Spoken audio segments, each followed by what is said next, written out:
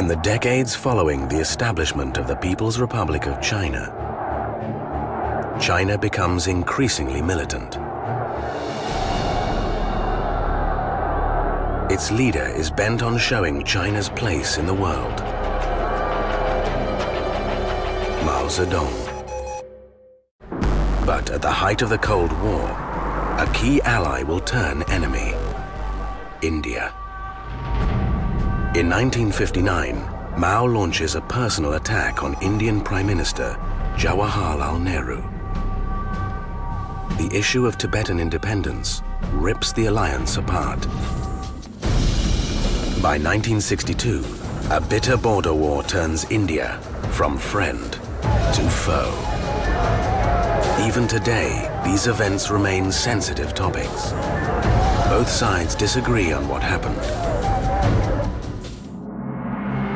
But for the first time, we will hear personal accounts from the men who served in China's People's Liberation Army. This is the story of Mao's Cold War with India.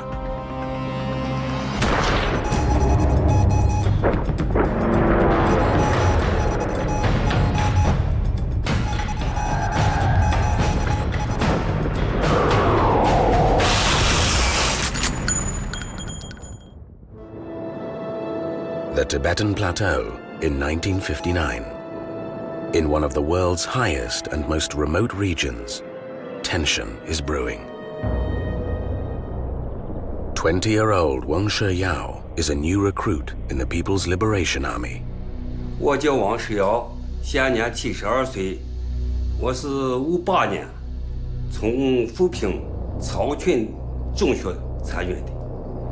当时那个参军，大家都踊跃报名的，因为这个对当兵这个人思想呢，就是对这个当兵很崇拜。 Wang serves for barely 3 months when a rebellion breaks out in Tibet. This is a catalyst that will set India and China on a path to a border war. 当时我没有多少了解，对这个当兵到底还是咋弄啊？那这主要考虑的是没有这样子，和平兵。 Isolated by the world's highest mountain ranges, Tibet lies in the southwest of China and to the north of India. Tibet's history with China is long and complex, dating back as early as the 7th century. Her position with China alternating between subservience and independence. By the 20th century, Tibet considers itself autonomous. But in 1949, things change with the founding of the People's Republic of China. The top leader in China wants to stamp China's sovereignty on the region. Party chairman Mao Zedong.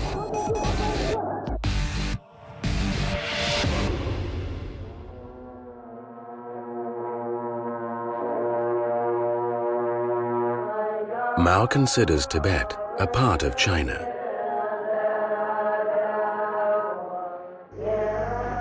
He sends a massive force of troops into the region. Over the next 9 years, Beijing reasserts its control. But by 1959, Tibet is on the verge of a rebellion. 1959年就是4月左右，那部队上已经动员了，因为西藏高级、西藏军区。 叛匪把那西藏军区给包围了。 Mao blames the rebellion on the upper class of Tibetan society, labeling them reactionary. He claims the rebellion is an internal dispute and forbids any foreign interference. But one of Tibet's neighbors is closely following the clampdown: India. This is how India views its borders with Tibet. They have suddenly become India's borders with China. This rebellion won't just upset China's internal affairs. It will taint India's and China's relationship forever.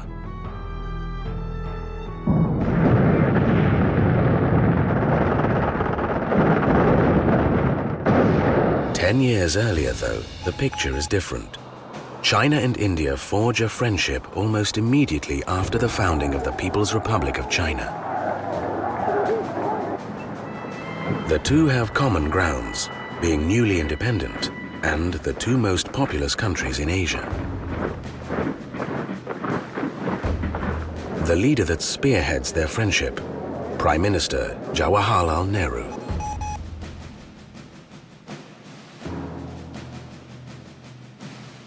尼赫鲁是印度独立后第一任领导人，就是他长期担任印度的总理。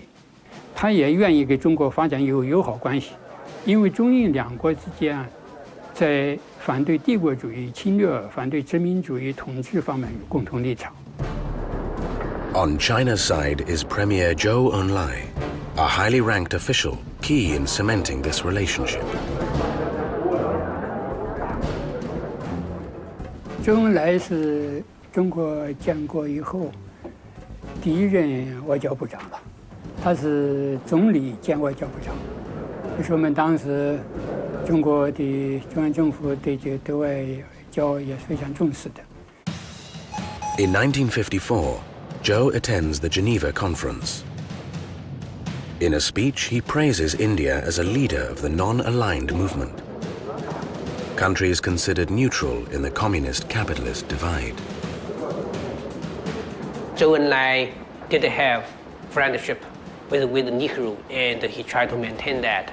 And he sees that as a very much a foundation, a Sino-Indian kind of alliance, a foundation for the entire non-alignment movement.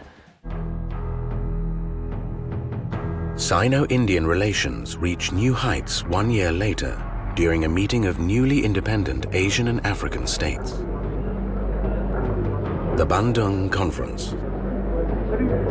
Both India and China pledge their goals of leading this new world order. But cracks soon begin to appear in their relationship. Mao has reservations about getting too close. Mao seems more suspicious about the leadership of those newly independent countries than Zhou Enlai was. Because for Mao, the temptation of Moscow's support or Washington's support is always there. And China is strategically and economically limited in that regard. So he tries to keep distance between himself and the leaders of newly independent countries. A rivalry begins to grow. After the Bandung Conference, there was a power struggle developing between Beijing and Delhi because both of them see themselves as the leader of the emerging non-Western world, independent countries in Asia and Africa. But the issue that will bring these cracks to a head, the rebellion in Tibet.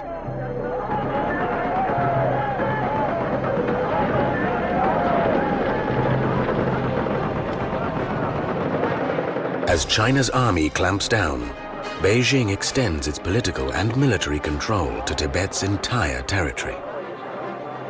在这之前，中国人民解放军一直没有到边境，因为西藏地方嘛，由西藏地方来管辖，就没有真正把部队严格布置在边防地区。China has two contested borders with India, an eastern and a western sector.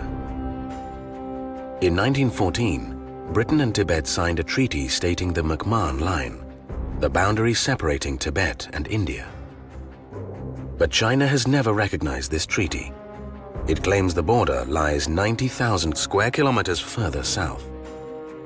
China also disputes India's claim to land in the west, an area called Aksai Chin. During the 50s, Beijing builds a key highway across Tibet. It cuts across Aksai Chin. The Xinjiang-Tibet Highway is a crucial artery for China's troops into Tibet. In '57, when they discovered that the road from Xinjiang to Lhasa had been built through Aksai Chin, which India had considered its territory in the western sector, India realized that there needed to be a more active policy of trying to occupy these areas, trying to show presence on these areas. And the Chinese had moved closer to the boundary with India because of the uprising and the disturbances in Tibet. So it was inevitable that the two sides would come into contact. With the border in contention and troops stationed on both sides, blood will soon spill.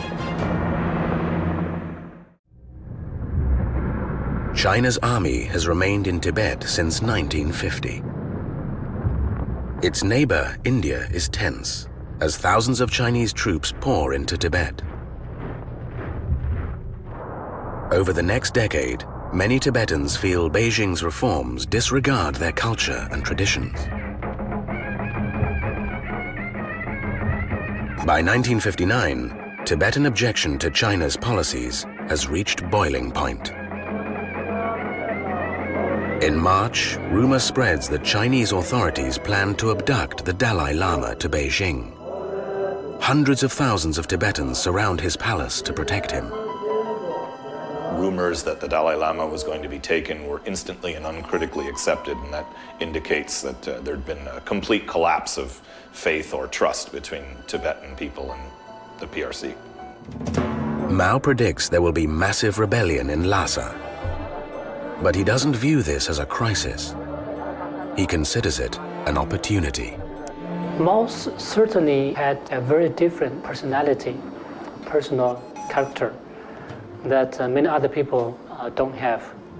Mao has a combination of a strong-willed person. He's ambitious, he's ruthless.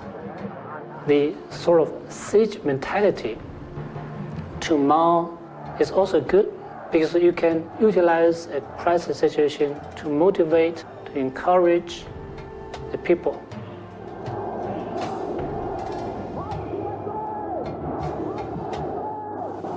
Mao says, the more chaotic the situation in Tibet, the better. It will give reason to crush the rebellion and carry out reforms in the future.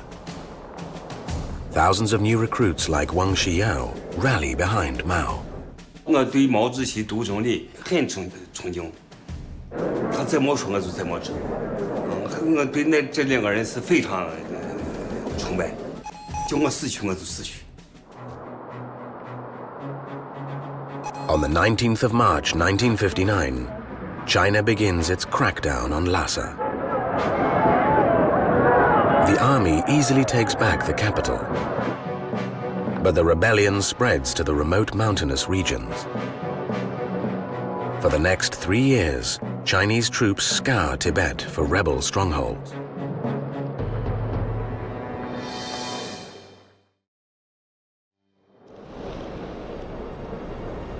One of the biggest rebellions erupts on Namtso Lake.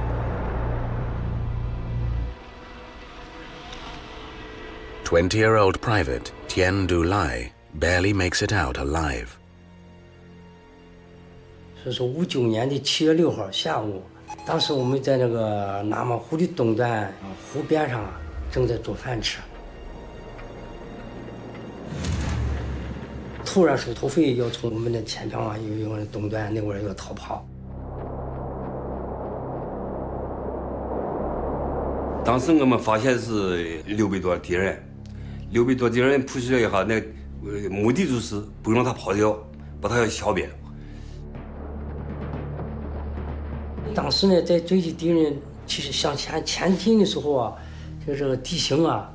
就是也很复杂，但是那个雾很大，能见度很低。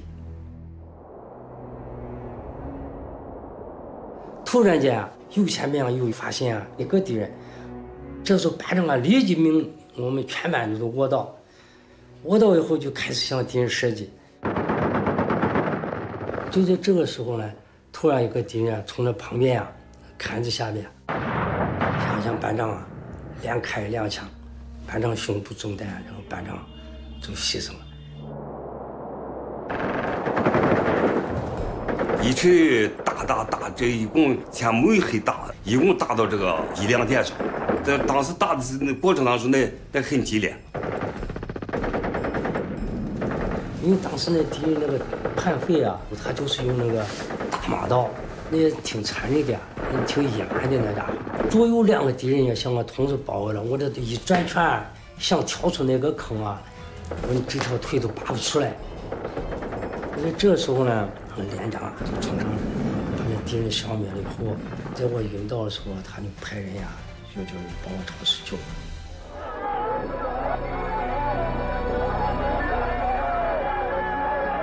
But across the border, India's public opinion is overwhelmingly sympathetic to Tibet. From the point of view of the Indian public, it has to be remembered that India has had long historical connections with Tibet, cultural, economic, religious. And so whatever the Chinese were doing in Tibet, especially religious suppression, were issues that affected the Indian public. But Mao does not understand why Nehru allows the Indian public to criticize China. That takes us to the heart of one of the biggest problems in this conflict. This tendency on the part of Mao to assume that other statesmen would do as he did. And if they weren't, then there must be some ulterior motive or some hidden agenda. He made a rather glib assumption that Nehru had a similar degree of control or influence over the expressions of Indian opinion. At a public demonstration in New Delhi, India's public sympathy toward Tibet even irks Premier Zhou Enlai. But the Chinese Communist Party decides to lie low, waiting for the right time to settle the score. As the violence in Lhasa worsens, the Dalai Lama fears for his life. Disguised as a soldier, he flees to India. Thousands crowd the railway station in New Delhi to welcome the Dalai Lama. There are shouts of, "Long live Tibet's freedom." But according to China's official line, the Dalai Lama was hijacked by Tibetan rebels. In India, he is granted asylum. Mao is furious.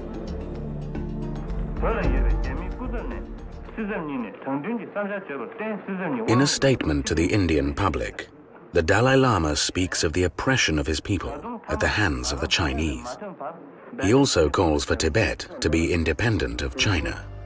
Dalai Lama's speech just made matters much worse. But the really bad reaction on Mao's part was to assume that if the Dalai Lama was being given asylum in India and being allowed to make such provocative and aggressive statements in public, then it must be because Nehru and the Indian government wanted to use these public statements for a policy agenda of their own.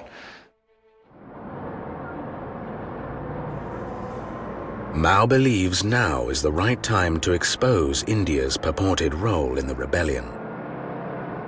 He declares Nehru the mastermind behind the protests, hoping to seize Tibet for himself.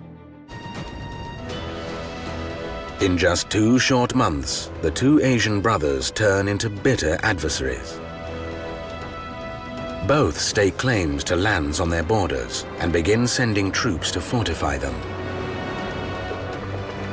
The world's 2 most populous nations will soon open fire on each other.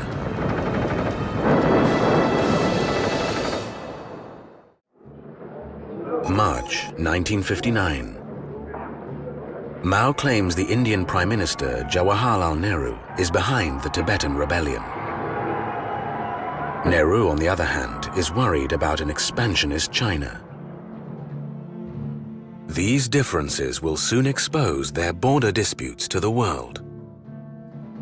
The sheer geographical fact that there were undemarcated border regions right next to Tibet, this was a car accident waiting to happen. August 1959. Along the McMahon Line on the Sino-Indian border in Longju,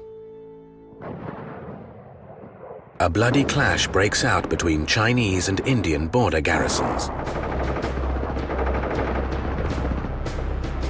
双方开枪这个事件是中印之间在边界问上第一次出现这样的现象，所以引起了当时社会的国际上的重视。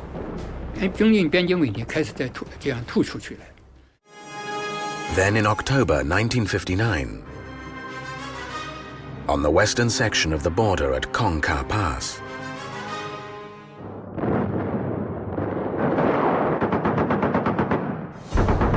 Chinese and Indian soldiers open fire again.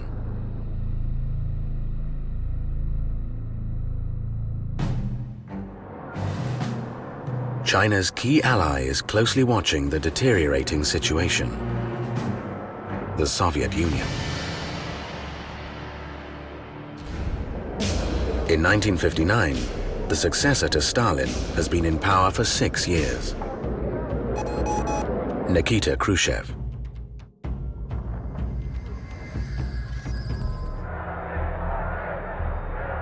Throughout the Sino-Indian fallout, Mao feels Khrushchev hasn't been behind China. After Chinese and Indian soldiers clash, Khrushchev issues a statement regretting the tragic incident. Chinese leaders deem this a betrayal. 当时中国政府是之前啊，就是一再劝阻说你不要发表这样的言论。 你不要表明你要秉公办事，你要保持中立，这不是中立。当一个共产党的国家和一个非共产党的国家，当一个社会主义国家和非社会主义国家发生争端的时候，你本来你是共产党国家，你也是社会主义国家，而且你和另外一个共产党国家是盟友关系，你反而不站在他身边，你反而说保持中立，本身就是一种背叛。当时中国的这个是非常生气的，中国领导人是非常生气的。 By the 10th year anniversary of the People's Republic of China, the topic has reached boiling point. 赫鲁晓夫在会上就激烈指责中国，说中国先交火了，实际上是印度先开火了。他认为说是中国打死了印度的士兵了，他甚至说那么个荒凉不毛之地，你们干嘛要为了争那一点领土呢？那就是中国可以放弃自己领土。像这些言论都是 为中方所不能接受的。 Talks with India, however, fare better. China and India come to a consensus over the clashes. They agree to withdraw to 20 kilometers behind the lines of control on both borders. But in reality, the opposite happens. Over the next 3 years, both sides fortify their borders. Troops continue to patrol over the disputed territory. The Chinese are ordered not to open fire if Indian troops come into sight. Beijing does not want to be accused of attacking India, yet. For many soldiers like Private Wang, this is very difficult. 咱们是不开第一枪，印度边防部队的北线的那互相都了解，北线的就是那不分歧，就是大脚踢一下子。 东西踢过来，咱们的把东西给踢过去。 China officially names India's incursions into what it deems its territory a forward policy. The way the Chinese saw the forward policy was as one that was deliberately provocative.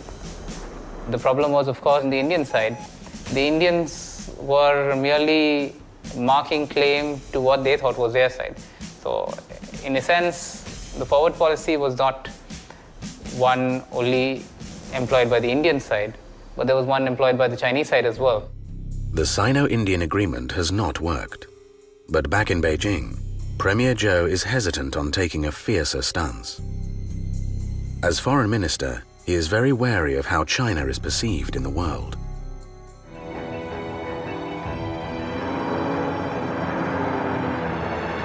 In just 10 years, China has fought wars in Korea, the Taiwan Straits, and Vietnam.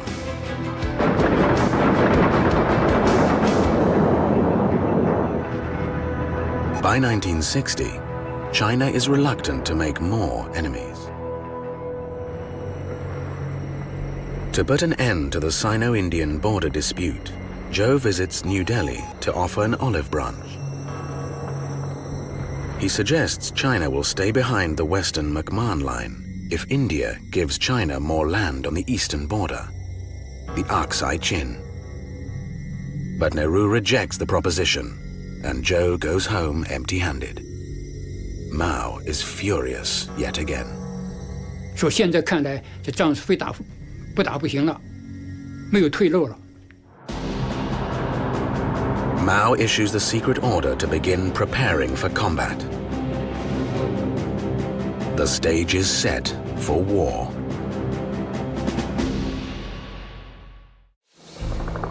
The year is 1962.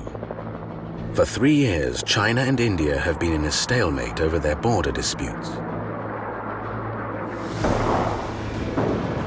Troops on both sides have sporadically opened fire.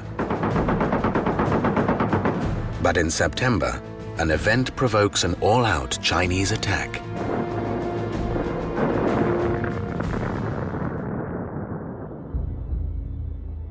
On the eastern border, the Indian army establishes a post in Cherdong, near the McMahon line. The Chinese consider this their territory and surround the post. The Indian commander reports they are facing 600 Chinese troops. But to this day, Beijing claims there were only 60.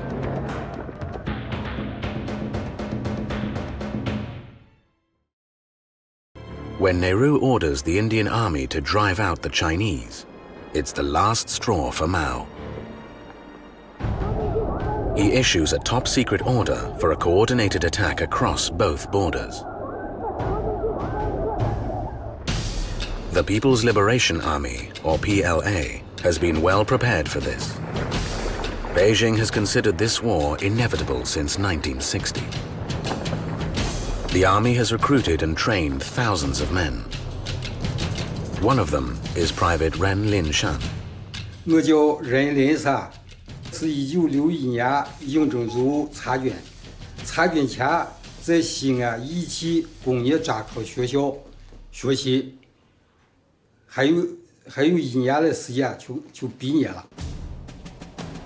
In preparation for battle, Ren learns Hindi, North India's main language.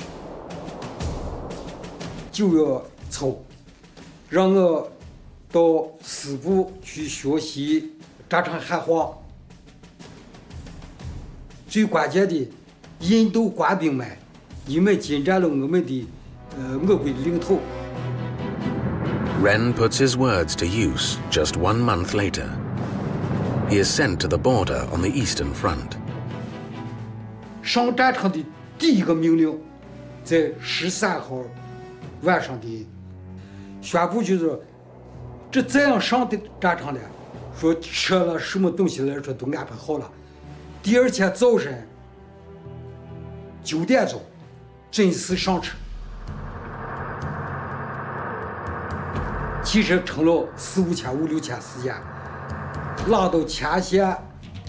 其他兄弟部队来说，也有道的，都在那山背后来说，原始森林里面埋伏着，不允许生火，不允许走枪，不允许走火，不允许高声喊。上了山顶，山顶下边对面山上就是敌人，害怕走漏消息，都是秘密行动。 Just before dawn, the PLA launch a coordinated attack. 当第一发信号弹打上去了以后，那整个来说几十里路都能看见，那是为炮兵来说指挥信号。第二发信号弹一吃膛，这山顶上东西这几百枚大炮还是几千枚大炮，第一发炮弹里。 跟着第二发信号弹就开始了。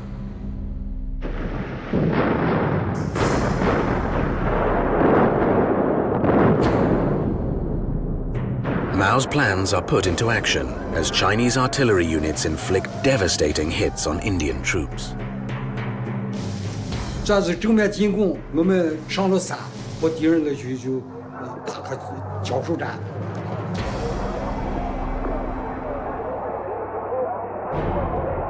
At the same time, infantry units are deployed to flank and encircle Indian units.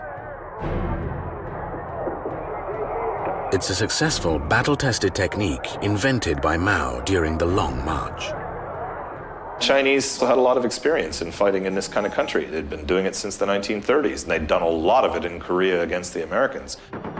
It taught them some important things about fighting in rugged mountain country. In particular, the more you decentralize, the better. The nature of the ground often breaks fighting up in areas like this into skirmishes between small units. So you need to have a force which is prepared to so operate. On the western border, the PLA attack from the mountainous areas at the same time. They annihilate the Indian defense. By 4 p.m., the first battle is over. 基本上就德巴恰事件，第一章这就基本上就结束了。这一章这是一个全胜，对敌人来讲是一个毁灭性的打击，炮灰起的根本没有打死的，全部做了当了俘虏。 This rare film archive shows the moment when the PLA captures the Indian army.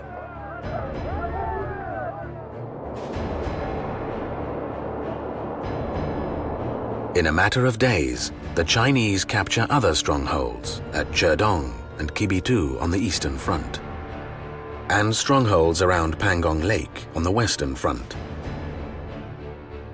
The Indians quite simply just didn't expect Chinese units to be able to get to these places as quickly as they could and use the firepower as effectively as they did.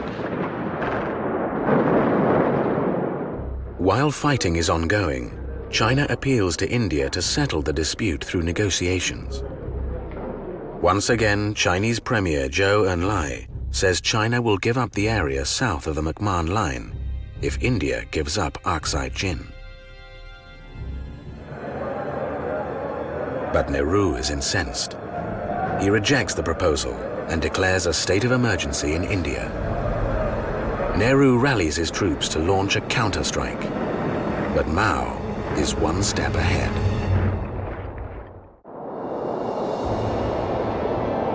The year is 1962. A border war ensues between India and China. After a series of losses, Indian leader Nehru orders 30,000 Indian troops to launch a counter-offensive. The PLA deploy another 20,000 troops to the eastern sector. Their plan, a punitive and devastating attack that will end the war. But it requires a huge undertaking. Ren Linshan and Tian Dulai of the 11th Division are ordered to flank Diranzong. But the site lies more than 50 kilometers across the Himalayas. Icy rivers and deep ravines lie in the regiment's path. 怎么能到德让州？给11师布置的是大德让州，11师的那必然来说就要进行迂回包围，这就看到了一个北里小岛。这要说是一个小岛，这根本无路。 不是什么小岛，再不好走，这小岛来说还能通过。你再上其他山，是横跨喜马拉雅山。The 11th Division hit the trail on November the 10th. They have just over a week to get to Diranzong. 我们部队行了8800夜，从中的艰苦状况啊，里边翻了几座大山，斗了几个冰河。 要备够10天的干粮，武器弹药是加配，负重一般的都超过60斤到80斤，没有喝过一口开水，没有睡过10分钟以上的觉，没有吃过一顿热饭，那总统来说就没有做饭啊。 那战士到了非常疲惫的情况下，但是上边不是给命令叫停顿，也不叫休息。稍微一慢一会儿，有的人就是正常性就盼走了呀，也就迷糊了。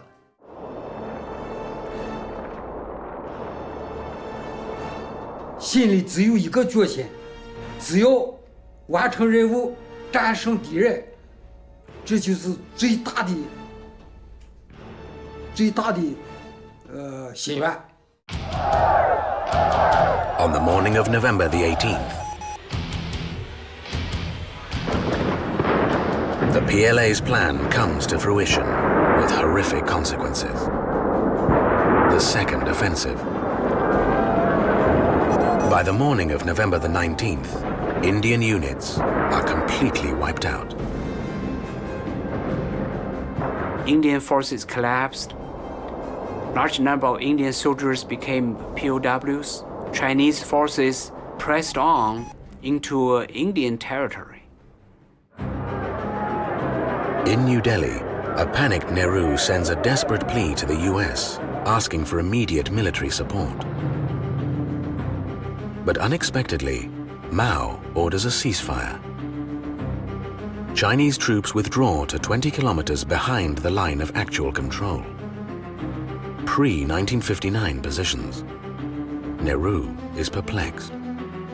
中国为什么要撤退到既然取得全面胜利，为什么撤回原地了，并不想通过武力来占领领土。 Mao is very wary of how China is perceived in this war. It has just coordinated an attack on a fellow Asian nation and leader of the non-aligned movement. Chinese troops have killed thousands of Indian soldiers. The stage is set for a new act in China's global propaganda offensive. These are the propaganda videos they release to the world.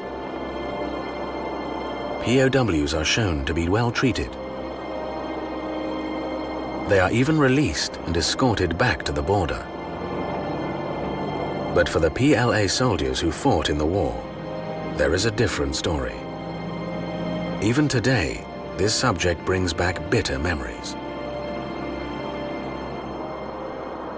我被押送俘虏，那个啥的，你说是吃了3年以后坐下来休息，把我们的干粮、水都让给人家吃，让人家喝。实际上我们心里的那很气愤，那说那个枪毙了，那如果允许的话，拿枪子把那扫完了。那就国家那个党的政策不允许，党的政策不准虐待俘虏，那操只能按党的政策办事，把人安全送达。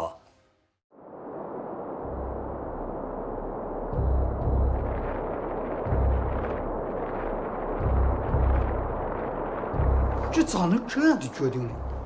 这打了胜仗，这认为这一点战利品还要交给，非常想不通。相互彻底过程中呀，头一摆看到旁边要给人家交的这些战利品呀，眼泪不由得唰的一下都流下来了。吃了这么大的苦，做出了这么大的牺牲，渐渐的打了胜仗。教会了的武器弹药，这就这样又和交给人家，这仗这不是咱们白打了吗？ Zhou sends a letter to Nehru claiming China has been acting in self-defense this entire time. There is no need for further military action as India, the aggressor, has been repelled, he says. 那么当时呢，是中国是不想把这场边界的冲突演变成两国的交战。 希望呢尽快解决。实际上打的这一场边界冲突目的不是为了打仗，是为了让印度的领导人坐到谈判桌前。当然，最后的这个目的也没有达到。But the politics of this war is more complex. And a lot of surprise, therefore, a lot of surprise and some consternation and a lot of discussion about just why China had stopped and where things would go next, and a burst of speculation which lasted for months on what this conflict, what effect it would have on relations between the different major powers. Mao's Cold War with India would have serious repercussions on its most important alliance. Soviet leader Khrushchev makes it no secret that he considers China the aggressor. With the seeds of distrust planted, China will lose its closest ally. November 1962, the People's Liberation Army have defeated the Indian Army and advanced further south. But instead of pushing further, Mao pulls back his army, and they retreat to 1959 lines. But relations with India will take decades to normalize. To this day, China has not settled its border disputes with India.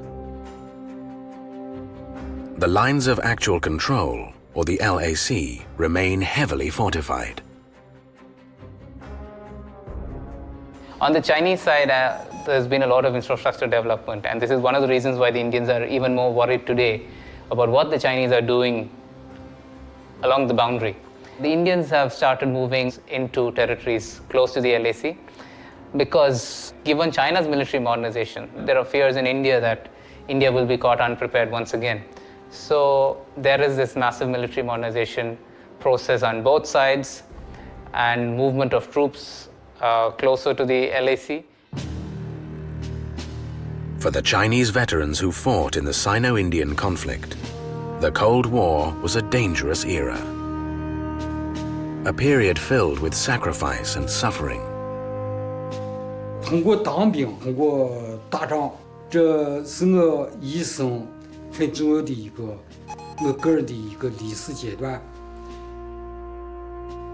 这两个子弹对我是影响极大，是我一生没经过的，也锻炼了我，淬炼了我，对意志起到了很大的锻炼。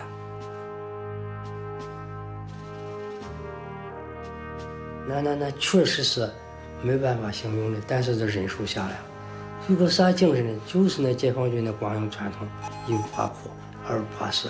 好像这个人呀，有了这种精神呀，什么困难就可以克服。我觉得这是这样的。The Sino-Indian War has been instrumental in shaping and molding the mentality of the Chinese leadership. Emerging out of that conflict would be a China just 13 years old. But Mao and his commanders have proved they fear no one. China has shown it is willing to go to war alone to claim land it considers part of itself. But China's war against India has sown the seeds of distrust with its key communist ally. 苏联和印度的关系在热络，当时在中国共产党看来，就是说苏联是在明显的在违背他的这个整个的社会主义的大家庭这个大的事业。The stage is set for China's next war. The next decade will see the Soviet Union transform from China's #1 ally to her most hated enemy.